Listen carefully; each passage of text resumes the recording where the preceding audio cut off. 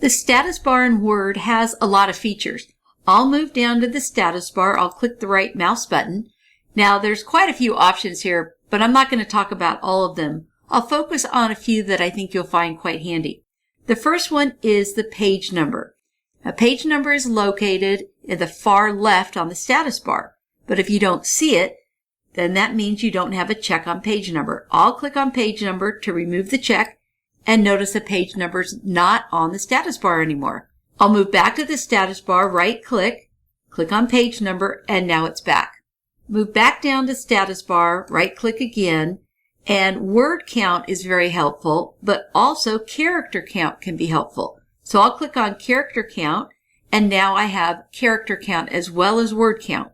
So if you don't see page number, word count, or character counts, just move to the status bar, right click, and then you can turn those features on.